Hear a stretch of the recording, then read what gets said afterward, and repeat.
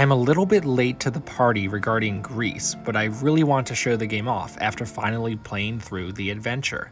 Part of the reason why I'm reviewing this game now is I did receive an alternative variant version of the game released through limited run games partnering with special reserve games. I know that's a bit confusing, but the point is I was finally able to get a physical copy of the game in my hands and played through it the second it came in the mail. Originally a Switch and PC exclusive, Gris received essentially universal praise when it was first released in December of 2018, so let's see how it holds up a few years later.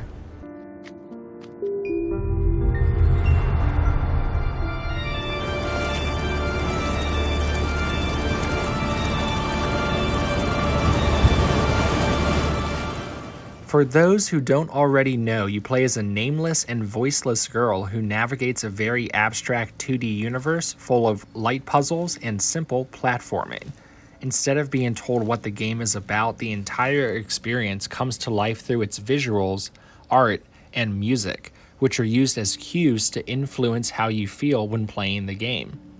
At its most basic level, the game starts off almost monochrome in nature, but adds some color as you advance the story.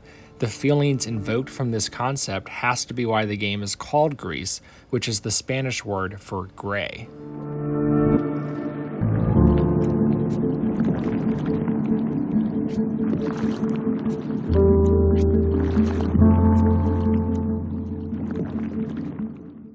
As colors are added to the game, the main character also gains abilities such as being able to turn her dress into a rock or being able to double jump. You will use what abilities you do have to collect little stars of sorts which are hidden throughout the level, which help you get to a previously unattainable platform or trigger some other element.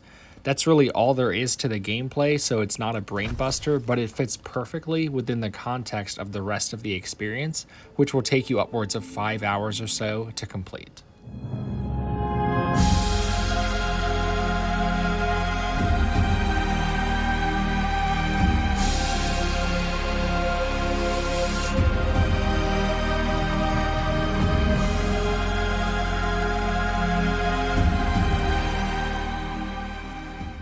I will refrain from spoiling any other elements of the experience, but just know that this game hinges upon its ability to tell a story through its visuals and music, and successfully does so in beautiful ways.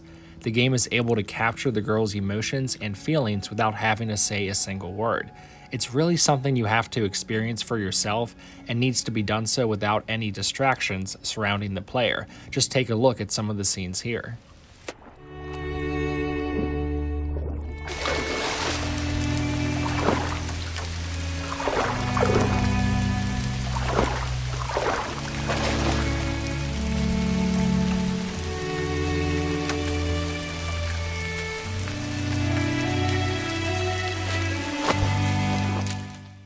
As a quick side note, I think the term indie game is so often misused these days that I try to shy away from it.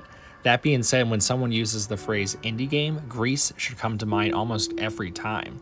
The development team behind this gem is Nomada Games, a tiny Spanish development studio where I believe this is their only release to date. The game was published by Devolver Digital, a much larger company, so I was happy for them to take notice and bring attention to such a wonderful experience.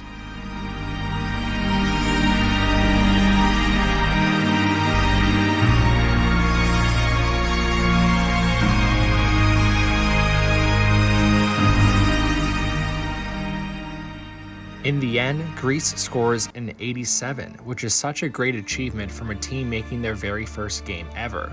While the gameplay itself and overall length of the game is the only place where you can really even nitpick the experience, I almost want to say that it doesn't even matter in the end.